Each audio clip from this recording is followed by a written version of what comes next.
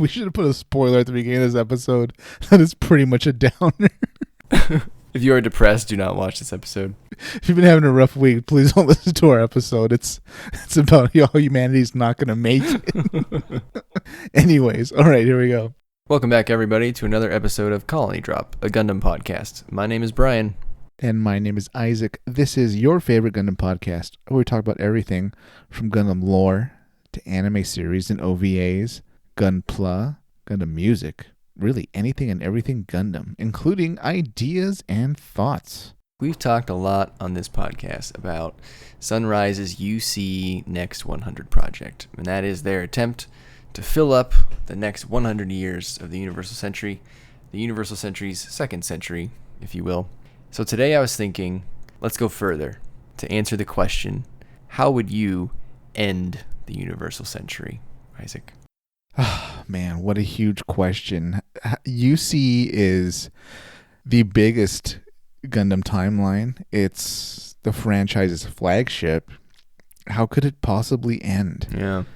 If you think about it, we know where things end up. And spoiler alert, there's a Gundam series called Turn A. So we know that supposedly, and pretty clearly if you watch it, takes place way in the distant future of the UC. Really shows actually that a lot of Gundam universes and series were all part of the same timeline, just stretched out, really. It is mind-blowing, Isaac. Yeah, I can't imagine the fans in Japan watching Turn A on the episode where they talk about dark history. Their minds would have exploded, right? Especially, can you imagine being in high school, you watched all this Gundam and stuff, right? And then like this new series comes out, you watch that episode near the end of the series. You probably were sitting with your friends, like, yelling at the TV, like, oh my God, calling each other on the phone, konnichiwa, and, I can't believe what's happening, Brian-san. Not only that, Isaac, but it immediately pulls all the generations together, right? Because the high school kids in that example who were watching Turn A Gundam in the year 2000, I think when that Dark History episode would have aired, they would not have watched the original Mobile Suit Gundam while it aired. Their parents would have. And so all of a sudden, the parents and the children are playing in the same sandbox. Yeah. So you're saying they're watching Turn A at home, that episode comes on, and then like their parents like in the kitchen or something like drop plates on the floor and like run over to the TV and they're like, oh my God, how can this be? It's bringing families together, Isaac. In shock and possibly horror. Yes. So that leads me into my preface for this episode, that end might be a bad term. So let's further define what we mean by end. So I'm sure a lot of listeners are thinking exactly what you just said. Hey, the Universal Century already has an end, and they're right, sort of. Everyone who says that, I bet they would all not agree on what that ending is. So let's briefly discuss the various endings or like last stories in a timeline. Mm-hmm. And before I go into this, I would recommend everyone go read Fall Dog's guide to the Gundam timeline. There's a website, I think it's otakurevolution.com or something like that, and he has a good article on there and a nice timeline. I'm not aware of a better one that's in text form that you can read that does not require you to watch like a half-hour video. Yeah, or like no Japanese. Yeah, exactly. So I'm not going to go completely into his article because you can just go read the article, but everyone should go read it. But my point is, I'm going to call out 4 sort of endings that I see, and then talk about how does that impact the question of today's episode. So there are 2 endings, well, not really endings, but last stories within the UC. The first is G-Savior, Isaac, our favorite Canadian live-action direct-to-DVD film. Oh my God. I had blocked it from my mind, Brian, and in all honesty, I did not have that thought enter my head in preparation for this episode of our podcast. Please continue. And that takes place in the Universal Century year 0223. Oh no. I just have to remind you every 3 months or so about G-Savior, just to get under your skin a little bit, Isaac. I mean, my brain's doing its best to protect me from G-Savior, but you keep breaking down that wall with your sledgehammer. So the issue with G-Savior, as we've discussed in the past, is its presence in the canon, of whether it's canon or not canon, is questionable for a variety of reasons. as we've stated on previous episodes, my take is it's probably not canon anymore simply because they're not selling it anymore. And if they're not selling it, that sends a bad message. You can pretty much go buy a Blu-ray of basically everything else, but you can't get this one. You know why? Because they probably don't want you to buy it anymore. They probably don't want people to watch it anymore. So in my mind, even if they're avoiding saying it's not canon, it's probably not canon. The second Universal Century ending or last story is Gaia Gear. So this was a story written by Tomino from 1988 to 1992 that was later compiled into 5 novels, and it involves a memory clone of our pal Shar Aznable. And this takes place in Universal Century 0203. And that one is outright stated as not being canon by Sunrise. But it is a story in the 3rd century of the UC that, does kind of exist. If you go before those, the last previous animated work would be Victory Gundam. And manga-wise, you'd be left with all the Crossbone Gundams. Because now, I believe the latest one that's actually come out, and I think the one after that it was just announced, those actually are past the Victory Gundam years. So Crossbone Gundam is spanning quite the range of years now, Isaac. That's pretty weird. Like, what were they doing during Victory? Like, laying low? Are they explaining in that manga what they were doing when the Zanskar Empire was fighting the Earth Federation and the League Militaire? I don't know. I hope so. Huh. The first Crossbone Gundam has been translated. I think the second one was as well. My understanding is that the Crossbone Gundams are getting a little out of hand, potentially. And for those that don't know, there's one main source for Gundam manga translations. That man's doing the Lord's work, as we've discussed before. And I'm not sure that he's too fond of Crossbone Gundam at this point. I don't know that he would be willing to spend time on that, and rather than maybe something else that he would prefer. I trust his judgment. Yeah. I mean, who am I to argue with him, right? So then we go into other universes, right? So endings that are told in other universes. So one being Turn A, which you mentioned. Through the Dark History, we know that Turn A takes place after all Gundam series and unites the UC and basically all other alternate universes in a single timeline, or at least that is the thematic intent. Whether you believe that in a literal sense, right? That was the intent of the show. Now, again, Turn A Gundam was made in 2000, so obviously not all of the animated works were made back then. But based on what Fall Dog said and things I've read other places, they've retroactively indicated that the series that were made after Turn A do fall into the Dark History as well, through like model kit manuals and books that have been published, that kind of thing. And I believe that through different clues in the show, we can tell that the Turn A series, the correct century, which is the timeline there, occurs roughly 3,000 years after the Universal Century. The fourth one that I want to call out is Reconquista in G. So this is the latest series that Gundam's original creator, Yoshiyuki Tomino, worked on. It was a TV series, I think it had 25 episodes, Isaac. Neither of us have actually watched it, I don't think. No, I really want to, though. From what I've gathered, not the greatest reviews, but it's small enough to consume quick, and, visually it looks pretty sharp, so I'm guessing they really botched their own story. I mean, it is being repackaged right now as a series of films, so I might wait for those. It's been a little delayed, though, I think. Oh, of course. I think 1 has come out. I think they're planning 5 or something like that. Okay. But apparently it fixes a lot of the pacing or something like that. I don't know. They probably edited out like a lot of stuff with this filler or didn't make sense or something. Yeah. Okay. So the interesting thing here, Isaac, is that Tomino said that this series happens 500 years after Turn A. That is crazy. But Sunrise, their official stance is that everything takes place before Turn A, including Reconquista. But in the interview where Tomino said, hey, it takes place 500 years after, the Sunrise producer guy was like, oh, you know what? Fans, you're free to think what you think, and maybe there'll be a day when what Mr. Tomino is saying comes true. So, I'm not sure that it matters. Yeah, that story must be so standalone that the events are so separated from Turn A, it doesn't matter if it was before or after. It's not like you're going to watch Reconquista and be like, oh yeah, that looks exactly like something I saw in Turn A, right? No, too much time either before or after. And so the key thing to note here is that none of these shows that I just mentioned, G-Savior, Gaia Gear, Turn A, Reconquista, they don't actually show the ending to the Universal Century. And by that I mean the last notable events in the Universal Century timeline before the Universal Century transitioned to something else, whether it was another alternate universe on the way through the journey of the dark history. That's the point, is that while we have these later stories and we know maybe the inevitable ending to the Universal Century in Turn A or Reconquista, depending on what you think, they've never actually shown us how the Universal Century itself would end. So if Turn A takes place 3,000 years after, that means we've got 3,000 years to fulfill, Isaac. Yeah, so much could happen.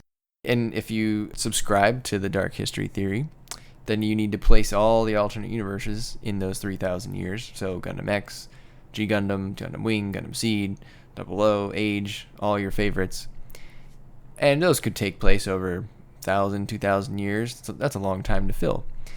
At some point, the UC would end in those 3,000 years before the first alternate universe began. Maybe you put all the other alternate universes in 2,000 years, and that gives maybe the UC another 1,000 years to exist. So, with that, how would you fill it up, Isaac? You got 1,000 years to play with, or maybe, or some number of years that narratively, it's as many years as you want, because 1,000 is a long time. Yeah, it's an enormous amount of time, and a series, I think, would stretch itself thin and fail trying to cover that whole breadth of time. Oh, yes, that's a good point. I don't necessarily mean that you have to end it with one more series. This doesn't mean, the last Crossbone Gundam ended, I need one more series to wrap it up. You could take however many series you need to get to however you think it should end. Yeah, and on that note, I pretty much came out with two sort of theories or concepts, Brian. As far as the end of the actual UC, for our fans familiar with our world, we're currently under the AD system. Well, now it's usually called a CE for Common Era, and what used to be BC is now BCE, before the Common Era, or AD or BC, whichever you prefer. So, in Gundam, they switched from AD, and they actually show this in Unicorn for a little bit. They switched from AD to UC pretty much as soon as the colonization program started, right? Correct. So, my logic was an end to the UC would have to mean a calendar switch. And what could cause a calendar switch? Well, a lot of things have happened in humanity's history. We haven't really done much as far as changing the name, except recently, really. And that was more just to, people's feelings and general, politeness, really, because not everybody believed in Jesus or wanted to use, the Latin Catholic phrase for our calendars. So I was thinking to myself, Brian, what could have happened that was so monumental on the scale of colonization that humanity would have to change our calendar? And my theory is we've had this little teasing ongoing battle for so long between Mafdi and Neo-Zeon and all these colonial rebellions like Crossbone Vanguard and Zanskar about letting Earth be pure, letting Earth be alone, getting everybody off Earth. And it finally happens in a Gundam series that ends the UC. So I'm not sure who the factions are. It's probably going to be some colonial faction, of course, that actually wins and gets everybody off Earth. But this would be what causes a change in the calendar system. They give up UC. Maybe they do, PE, post-Earth or something. Mm-hmm. Humanity books it from Earth. And maybe they even go to Mars, because we've seen that Mars, it works as a setting. Right. If you remember Iron-Blooded Orphans, almost half the show was on Mars. Yes. They spent very little time on Earth. When they finally got to Earth, it was like the last third of the show. So yes, I think you can definitely do a Gundam series almost wholly on Mars with a sort of humanity on an exodus. That's how I would end UC as far as, a final stop date or an event that made us kind of leave Earth behind, and that would prompt everybody to change their calendar system.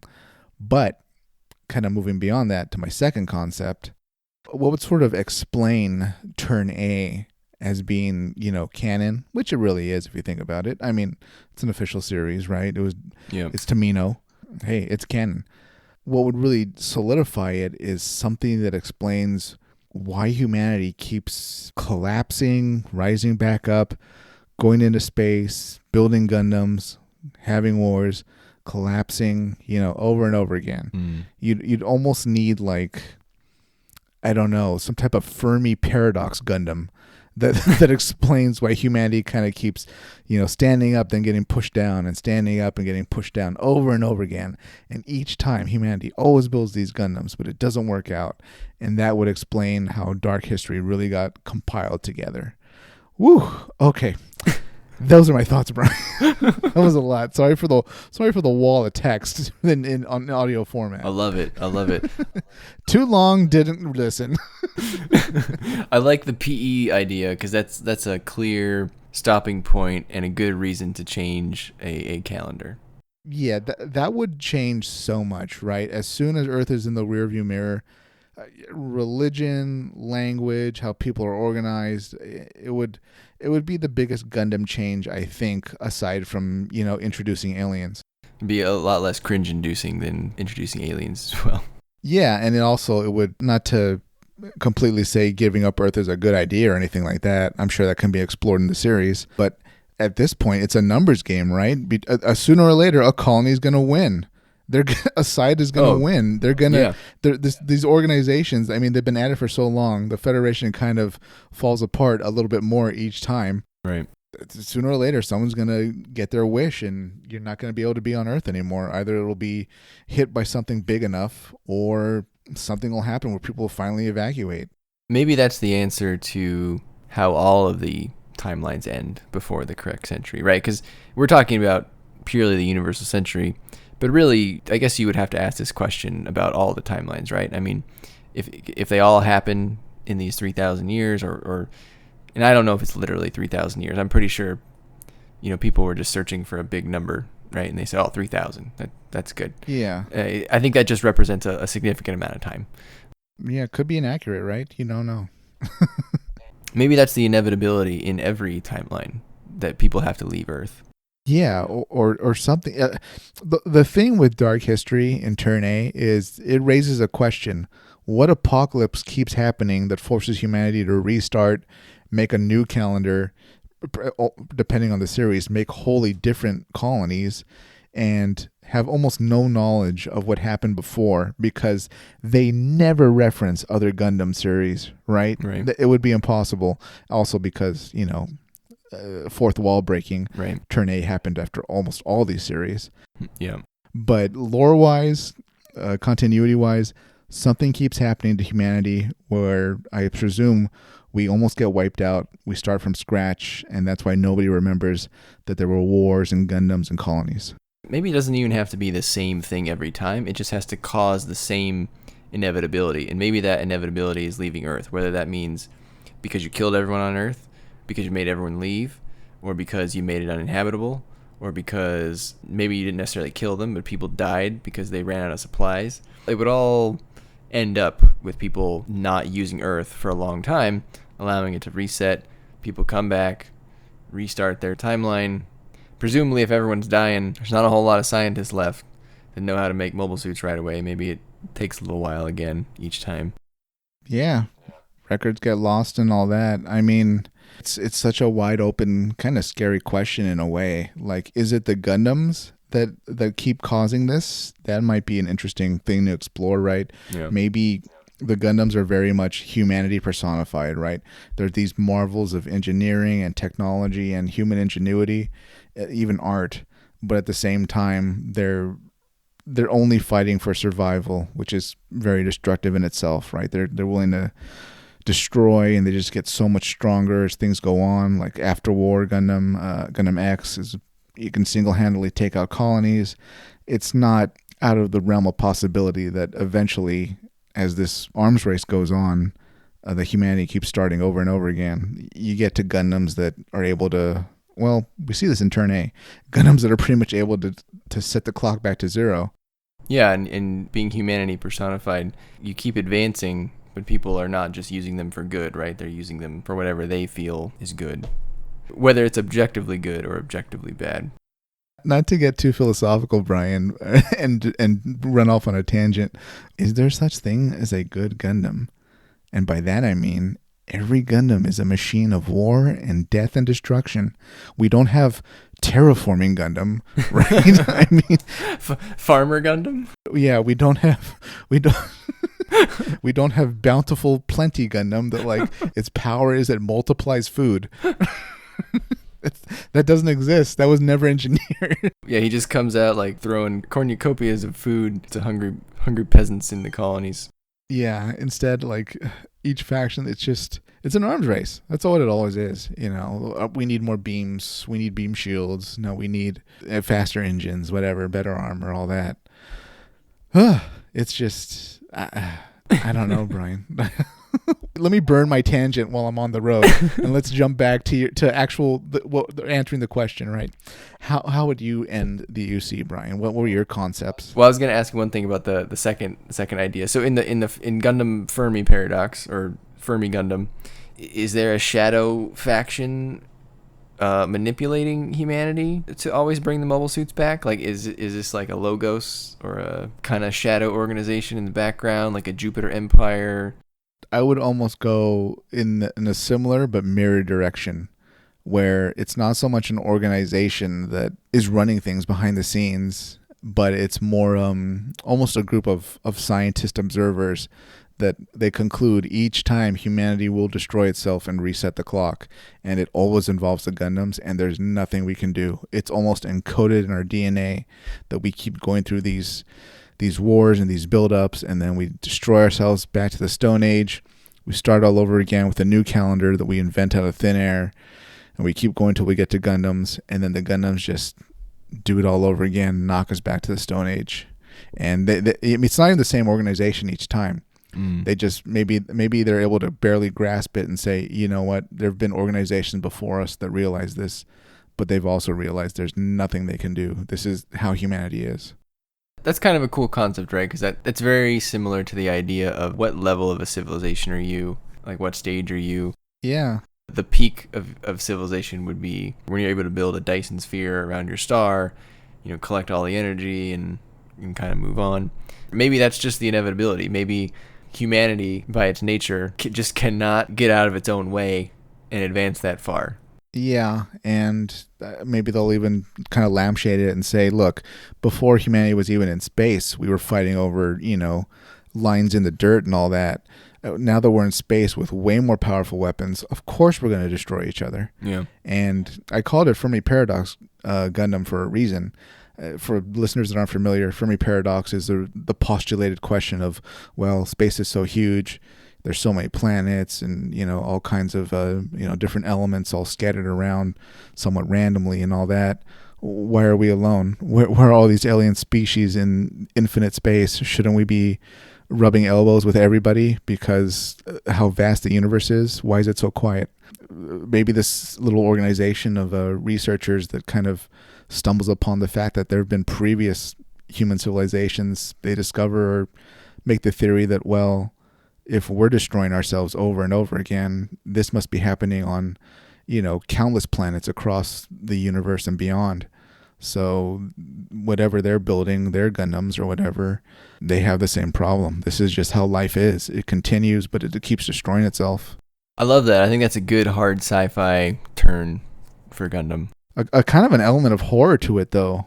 Yeah, morbid. Yeah, like oh my God, what we built up right now is going to get wiped out, and then we'll be back to Stone Age, but somebody else is going to build all this technology again, and we'll just keep repeating and repeating. Right. Yeah, very fatalistic, I suppose.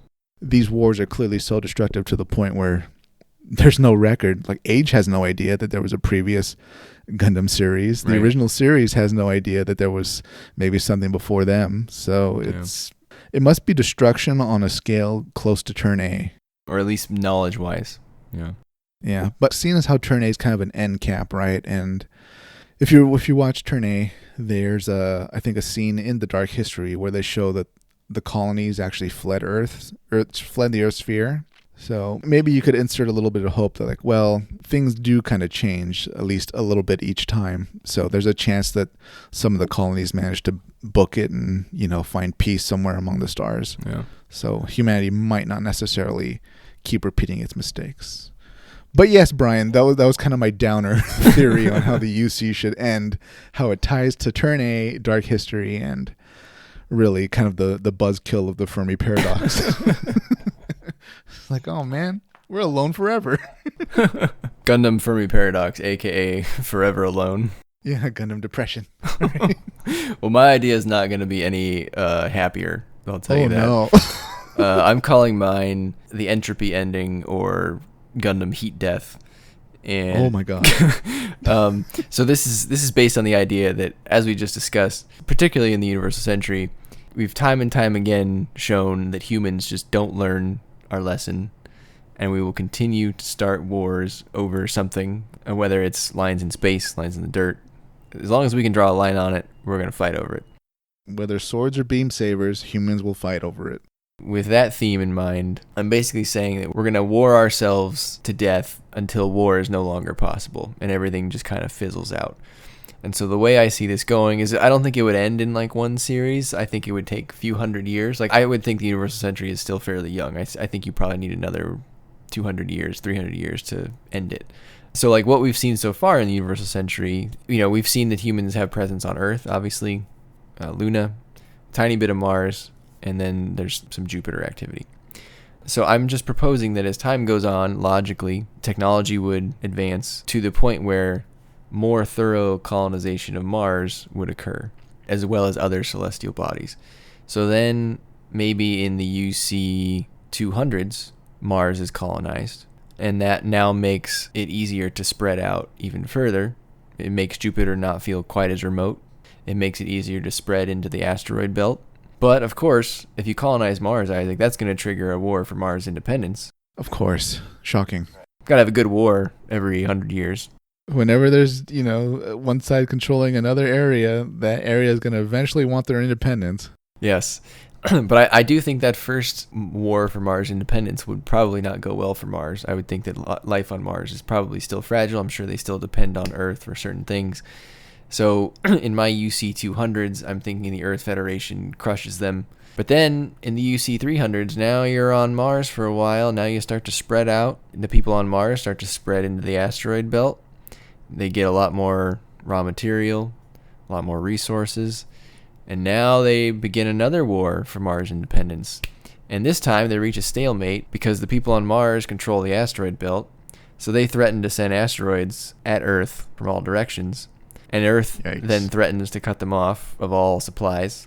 Maybe the Earth Federation is forced to adopt Mars as an equal. Maybe they change their name to like the Sol Federation or something.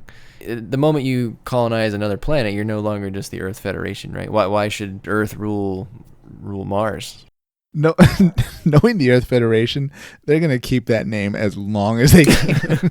They spent so much money on the uniforms. They don't want to get them re-embroidered. Yeah, those uniforms have stuck around for like a long time. Yeah, I'd be curious on that. I mean, you're a history military buff. Like, do our uniforms today look at all like they did 100 years ago? No, absolutely not. The U.S. and young countries are kind of different, right? Because like we know in Great Britain, in the United Kingdom, they're wearing some uniforms they've had, back around like Napoleon's age, pretty much, right?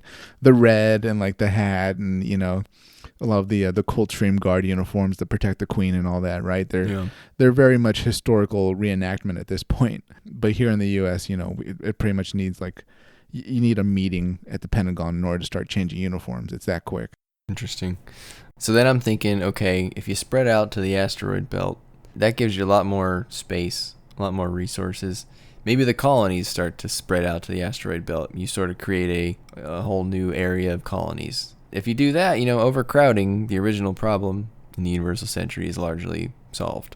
But then maybe Jupiter starts acting up. Before, the Jupiter Empire has kind of been left alone. They've been running their little ships back and forth.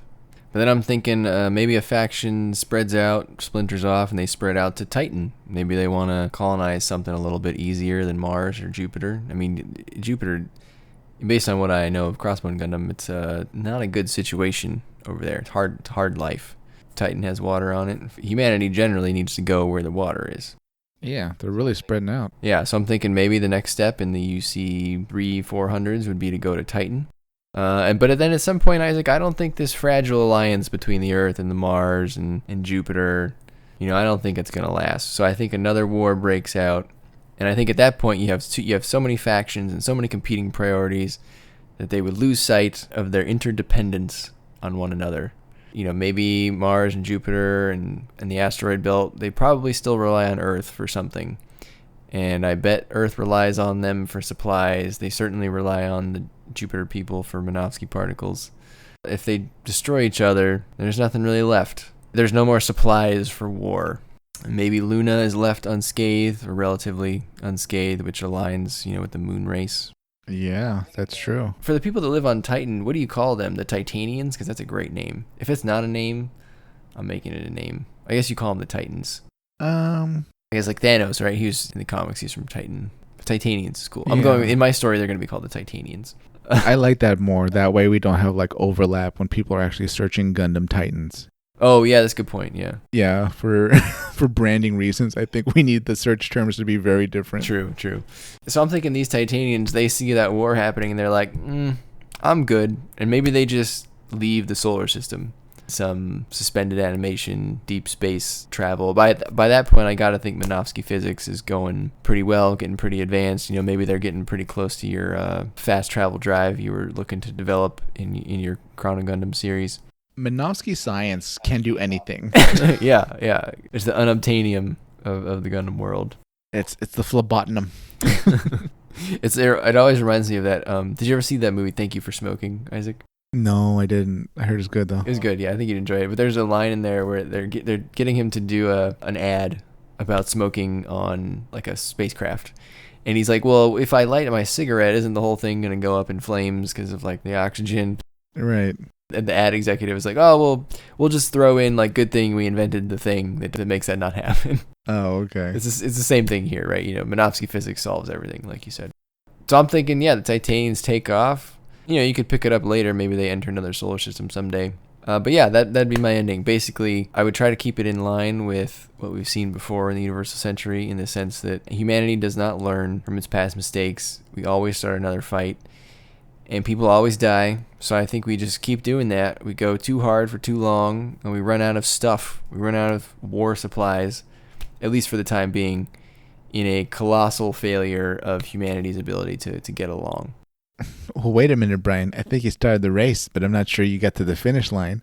You said that the heat death of the universe. So are you saying that this group of Titanians that goes into cold sleep during these Gundam solar system wars, are you saying they awaken in a Gundam series and they've been asleep so long that just the universe is so different? It's entering like heat death. All the stars are kind of dying out. There's only a few left, and planets are kind of faded away. I just meant heat death of the Universal Century, not of the universe. Just in the sense that at some point, if you keep having these wars, you will have expended all of your energy to a degree that you cannot gather anymore.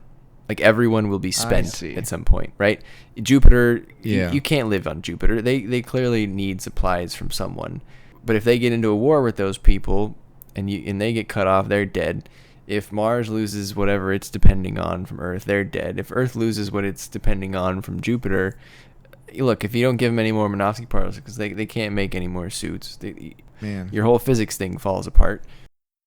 You kind of teased me with the horror Gundam series there, where like this huge fleet, they reawaken because they're hiding out from these Gundam wars that were destroying the solar system, and as soon as they open their eyes, there are almost no stars left in space. That would be horrifying. That would be like the extra bad end to this series. Interesting setting, though. Pretty unique setting. I mean, who are they going to fight? How are they going to survive? It's up to humanity to figure things out and try to make it through the impending heat death of the universe. So yeah, I think they would just change the calendar at some point. Maybe enough people die, and like you said, maybe Earth is ruined. Maybe in that last war they send some asteroids their way and it doesn't go well, and maybe you're left with very few people on Earth for a long time, and they have to rebuild, and they end up creating some other calendar system. That's wow, Isaac. We didn't really come up with any happy endings here. I mean, you can't have happy endings in a timeline where it's implied that humanity is really getting knocked back to the Stone Age in war. There's no way to go around it. Yeah, that's fair. what would be a happy way to end the UC? Humanity, kind of going off your idea, really. Humanity says, "Oh, we're going to switch to solar era because now we're expanding beyond Earth." Sure, I guess that could work for a series, but that would be every previous series just repeated. Yeah, you just start over, right? Yeah. Yeah, we'd have our colonies based on Mars or whatever as the bad guys, and then they fight Earth, and etc. It writes itself. And they're now on a new calendar system, and they got rid of the UC. That's really the only way to go about it. That would be the closest you can get to a happy transition out of UC. Yeah. Other than that, it's a downer. It's war. It's apocalypse.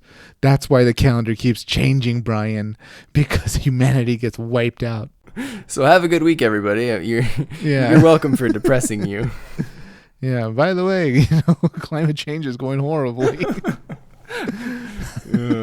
Yeah, we're gonna need those colonies pretty soon. Yeah, I mean, oh god, we'll probably be in them, right? Yeah, we don't have enough coal to stay on Earth. Did you see that? I think there was an article today. Some thousands of like clams and mussels roasted alive in Canada. I think it was Canada. Yeah, it was under the heat dome, right? Yeah. In the Pacific Northwest. Not good. No, that's not good.